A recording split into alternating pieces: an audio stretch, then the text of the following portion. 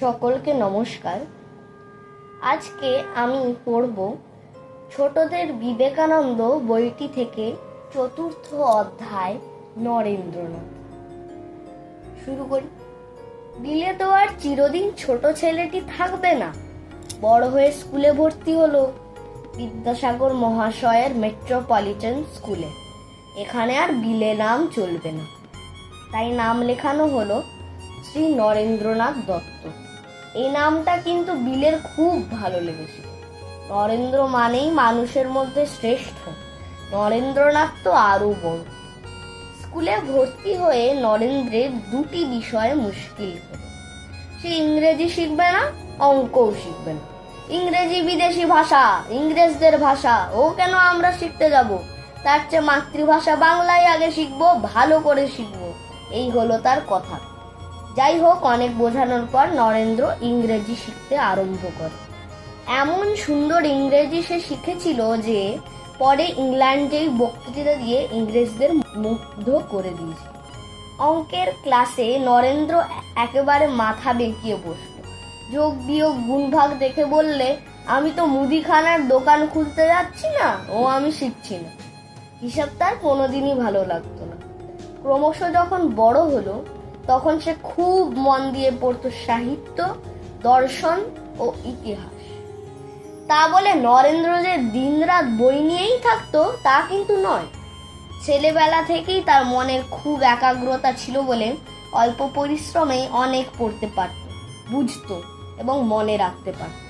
তার বাকি সময় কাটতো খেলাধুলায়, কুস্তির আখড়ায়, সাঁতারে ও ক্রিকেটে। মাঝে মাঝে বন্ধুদের নিয়ে নৌকো করে বেড়াতেও যেত।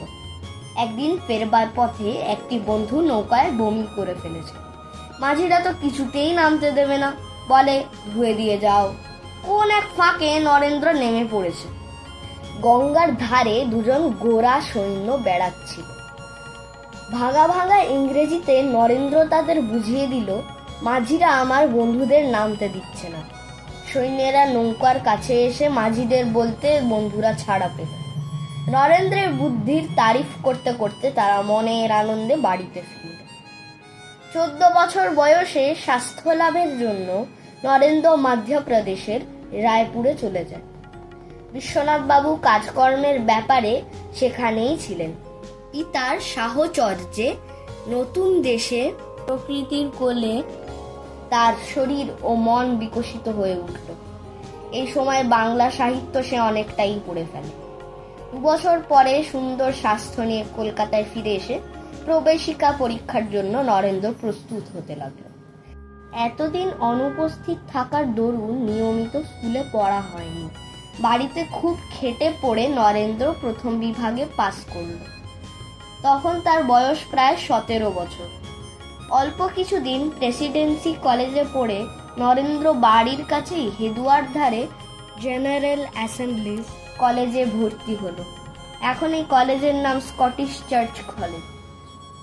স্কটল্যান্ডের খ্রিস্টান মিশনারি ডাফ সাহেব কলকাতায় এসে স্কুল কলেজ প্রতিষ্ঠা করেন।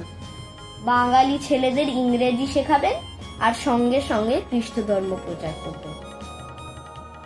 তাদের প্রচারে অনেকেই খ্রিস্টান হয়ে যেত, যত না ধর্মের জন্য, তার চেয়ে বেশি সাহেবিয়ানা করার জন্য। ওইসব বক্তৃতা শুনেও যারা খ্রিস্টান হতো না, তাদের মনে কিন্তু হিন্দু ধর্ম সম্বন্ধে ঘৃণা জন্মাতো। হিন্দুরা পৌত্তলিক মূর্তি পূজা করে, তাদের সমাজে অনেক দোষ। এইরকম যাদের হিন্দু সমাজ ভালো লাগতো না, আবার খ্রিস্টান হতেও ইচ্ছে হতো না, তাদের অনেকেই ব্রাহ্ম সমাজে যোগ দিতেন। ব্রাহ্মণরা নিরাকার ঈশ্বরে বিশ্বাসী, তাদের সমাজে শিক্ষা আছে, মেয়েদের স্বাধীনতা আছে, তারা অনেকই বিষয়ে উন্নত। তখন ব্রাহ্ম নেতা কেশবচন্দ্র সেন বক্তৃতা দিয়ে এবং নিজের জীবন দেখিয়ে অনেককেই ব্রাহ্ম ধর্ম ও সাধনার পথে আকর্ষণ করছিলেন। নরেন্দ্রনাথও 2-1টি বন্ধুর সঙ্গে ব্রাহ্ম সমাজে যোগ দিল। সেখানে নিয়মিত ধ্যান ধারণা করত, মাঝে মাঝে ভজনও গাইত। অধ্যাপক হেস্টি সাহেব একদিন পড়াতে পড়াতে বললেন, ধ্যান বা চিন্তা করতে করতে মানুষ গভীর অনুভূতিতে স্থির হয়ে যায়। শুনেছি দক্ষিণেশ্বরে শ্রী শ্রী রামকৃষ্ণ পরমহংসদেবের এই রকম হয়। এই সময় প্রতিবেশী সুরেনবাবু এসে বললেন, ওহে নরেন, আমাদের বাড়িতে পরমহংসদেব এসেছেন। তিনি বড় গান শুনতে ভালোবাসেন, চলো না, তাকে দুটো গান শুনিয়ে আসবে। নরেন পড়ায় মগ্ন ছিল। জামাটা গায়ে দিয়ে গেল সেখানে, এক মনে গাইতে লাগলো, কি মধুর সুর, কি অপূর্ব ভাব। শ্রী রামকৃষ্ণ তার গান শুনে তন্ময় হয়ে গেলেন। তার বাহ্য জ্ঞানের চিহ্ন ছিল না। নরেন্দ্র সবই দেখলে, কিন্তু কিচ্ছুই বললেন। গানের শেষে তন্ময়তা ভাঙলে শ্রী রামকৃষ্ণই তাকে বললেন, একদিন দক্ষিণেশ্বর যেও। নরেন্দ্র শুধু আচ্ছা বলে চলে এলো। নরেন্দ্রের মাথায় তখন পরীক্ষার ভাবনা। যাই হোক, যথাসময়ে নরেন্দ্র FA পাস করে BA ক্লাসে ভর্তি হলো। এখানে দর্শন শাস্ত্রই তার মন আকর্ষণ করে নিল। প্রাচীন গ্রিক দর্শন ও তখনকার জার্মান দর্শন পড়ে নরেন্দ্রের মনে নানা প্রশ্ন উঠতে লাগলো। ঈশ্বর আছেন কিনা, তাকে দেখা যায় কিনা, এই জগৎ কি করে সৃষ্টি হলো, মানুষের জীবনের উদ্দেশ্য কি, এইরকম নানান প্রশ্ন। যতই মনে প্রশ্ন ওঠে ততই সে আরো করে বই পড়ে, মাঝে মাঝে অধ্যাপকদের কাছে জিজ্ঞাসা করে। প্রশ্ন শুনে তারা অবাক হয়ে যেতেন। একদিন নরেন্দ্র নিজেই বিনীতভাবে দু একটি প্রশ্নের উত্তর দিল। অধ্যাপক চমকিত হয়ে বললেন, উজ্জ্বল ভবিষ্যৎ তোমার জন্য অপেক্ষা করছে। দর্শনের এরকম ছাত্র আমি কখনো দেখিনি। রাস্তায় দাঁড়িয়ে যারা ধর্ম প্রচার করত তাদের কাছে নরেন্দ্রের আরেক রূপ। তাদের বক্তব্যের শেষে বা মাঝখানেই নরেন্দ্র জিজ্ঞেস করত, আচ্ছা, আপনি যে ঈশ্বর সম্বন্ধে এত কথা বলছেন, ঈশ্বর দেখেছেন? প্রচারক বেগতিক দেখে পালাবার চেষ্টা করত। এটি কিন্তু নরেন্দ্রের অন্তরের প্রশ্ন। নানা বই পড়ে ও ধর্ম বক্তৃতা শুনে নরেন্দ্রের প্রশ্ন সংশয়ে পরিণত হয়েছে। ঈশ্বর যদি থাকেন, তবে কেউ তাকে দেখতে পায় না কেন? এমন কে আছে যে জোর করে বলতে পারে, হ্যাঁ, আমি ঈশ্বর দেখেছি? মনের এই প্রশ্ন নিয়ে নরেন্দ্র গেল আদি ব্রাহ্ম সমাজের নেতা মহর্ষি দেবেন্দ্রনাথ ঠাকুরের কাছে। তখন তিনি গঙ্গার ওপর নৌকায় নির্জনে ধ্যান করছিলেন। দরজা খুলে নরেন্দ্র সেখানে প্রবেশ করেই ওই প্রশ্ন জিজ্ঞেস করল, আপনি কি ঈশ্বরকে দর্শন করেছেন? মহর্ষি পূর্বেই দু একবার নরেন্দ্রকে দেখেছেন। তার এই ভাব দেখে তিনি শুধু বললেন, তোমার যোগীর চক্ষু, তুমি ধ্যান করো, ঈশ্বর দর্শন করবে। এই উত্তরে নরেন্দ্র খুব সন্তুষ্ট হতে পারল না। সে যে খুঁজছে এমন একজনকে যিনি তার সোজা প্রশ্নের সোজা উত্তর দেবেন। যাই হোক, নরেন্দ্র গভীরভাবে ধ্যান ধারণায় মগ্ন হল। একদিন পড়ার ঘরে বুদ্ধদেবের একটি আবছা মূর্তির দর্শন পেয়ে ভাবলেন, বোধহয় বৌদ্ধ যুগের সাহিত্য ও ইতিহাস পড়ার জন্যেই তার এরকম অনুভূতি হয়েছে।